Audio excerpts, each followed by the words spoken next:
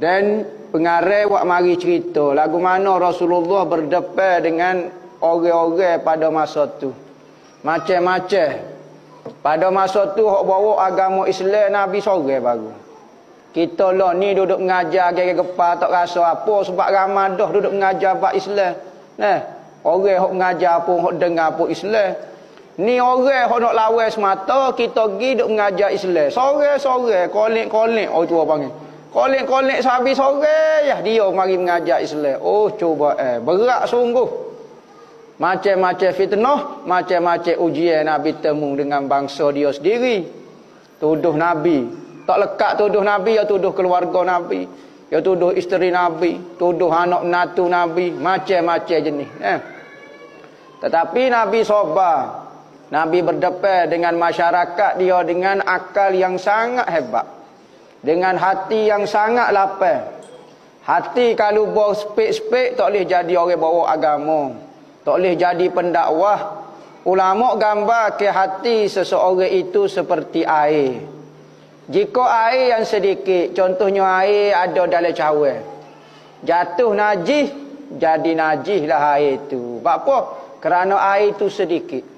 Air dia sedikit, kalau masuk sikit saja najis, masalah dunia sepik lalu akal. Serabut perut lalu, stres lalu, anxiety lalu. Depression lalu. Tetapi hati ada orang dia latih hati dia, akhirnya hati dia jadi kuat sikit. Jadilah boleh sekolah sebesar sekolah. Maka dia boleh menampung najis. Air pergi 2 kolah. Masuklah najis setara mana, selagi mana dia tidak berubah selagi itulah. Tu najis. Maka hati manusia juga lagu tu. Kalau dia boleh meluas ke hati dia sampai 2 kolah, marilah masalah gapo dia pun tidak akan menajis ke hati dia, tidak akan mencemar ke hati dia.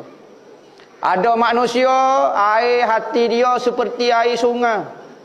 Ngalir semacam. Marilah gapo dia pun tak ada masalah. Hati dia sentiasa mengalir.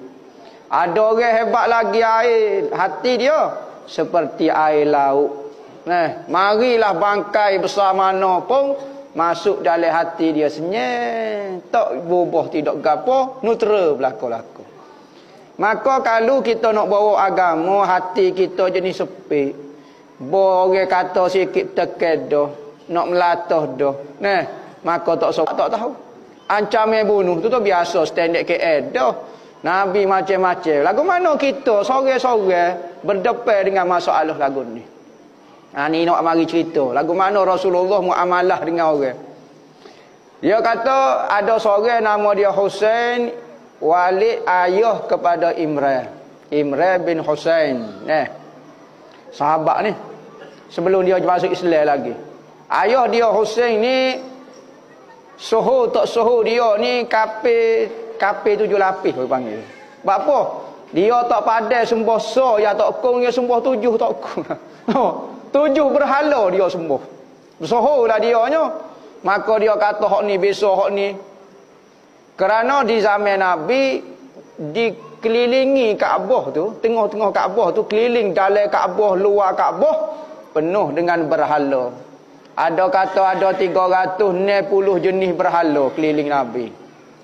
Apabila Rasulullah ajak kepada agama Islam, qulu la ilaha illallah tuflihun. Royak gak tiada Tuhan yang sebenar-benarnya, hanya Allah Ta'ala sahaja Tuhan yang sebenar-benarnya. Kamu akan berjaya dunia pun akhirat. Bahkan Rasulullah pernah menawarkan kepada bangsa Arab, kalau mu kata ni aku jamin mu akan ditakuti oleh seluruh dunia. Rasulullah jamin. Tapi ada orang percaya, ada orang tak percaya dengan janji Nabi ni. Maka apabila Rasulullah kata lagu tu, maka pokok dia kata aja'ala alihatana ilahan wahida inna haza la syai'un ujab. Wahai Muhammad, mu nak jadikan Tuhan kami yang ramai-ramai ni Tuhan yang satu. Benda ni pelik ya Muhammad, inna haza la syai'un ujab. Benda ni pelik. Ramai dengan sore, hok mana bisa? Kalau bergocoh ramai dengan sore, selok sore tu, maka orang kafir nampak ramai itu hebat. Tetapi Rasulullah mengajar, membetulkan cara pemikiran orang kafir itu salah. Ramai ni tak bisa sebenarnya. Rumah yang besar diangkat oleh 100 orang. Tetapi kalau rumah yang besar diangkat oleh seorang, tidak kau dia hebat. Sebenarnya kehebatan berada di ketunggalan, di wahdah. Wahdaniyah itu sebenarnya hebatnya, bukan di ramai. Kalau ramai tak bisa, kerana ramai itu saling tolong menolong.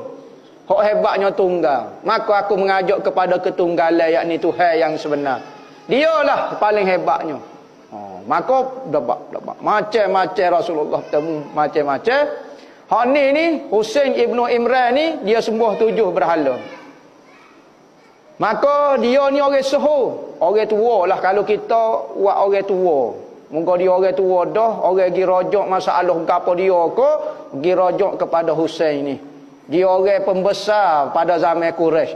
Orang tua nak tanya pendapat gapo dia, pergi rojak kepada dia. Maka orang kafir apabila lagu tu nak berdebat dengan Rasulullah, suruh tak pergi, dia pergi jumpa ayah handa dia lah. Pergi jumpa orang besar dia, suruh Husain ni kecek dengan Rasulullah. Dia kata, wahai Husain, mu ni orang hebat, mu orang besar, mu tak pandai ngaso sembuh. 7 sembuh. Bisa lagi kata. Aku nak suruh mu kecek dengan Muhammad ni. Aku tak nak kecek dah, tak dengar kata sungguh. Habis ring dah mu kata. Buat lagu ni tak dengar. Mu pergi kecek, mu orang hebat, mu orang bisa, takut mu pandai kecek. Diplomasi panggil. Pandai kecek, takut mu kecek, takut dia patuh dengan mu orang tua. Katanya Husain, tak apa, mai kita pergi ramai-ramai. Kita pergi ramai-ramai temu dengan Muhammad. Ambo nak tengok lagu mana kak? Kok dia duk ajak ke apa dia? Maka gilah jalan-jalan sapa dekat pintu rumah Nabi. Apabila sapa dekat pintu rumah Nabi, Nabi ada dengan sahabat-sahabat dia, sahabat-sahabat dia. Rasulullah kata, "Wi jalan." Husain nak mari. Dia orang besar kan? Rasulullah kenal orang besar. Rasulullah kata, buka jalan orang besar nak mari. Nabi orang kafir, dia muliakan lagi. Orang kafir mari tu. Tapi dia kata buka dia nak mari jumpa dia orang besar, kena hormat ke dia. Kita ni metai-metai kita orang besar sikit tak si hormat kat orang lain. Nah. Adat kita kalau orang besar masuk majlis kita kena hormat ke dia. Sekalipun dia orang besar bukan dalam bidang agama tapi dia orang besar, kita nak kata lagu mana? Kena jaga maruah dia. Tu adat kita orang Islam. Nah, maka kalau dia orang besar, kena ajak dia letak depan, kena ajak dia mari ke depan. Tu cara bahasa. Ni duduk selo tak kenal orang, tak tengok ke orang, tak sawah telacok ke guana tak tahu.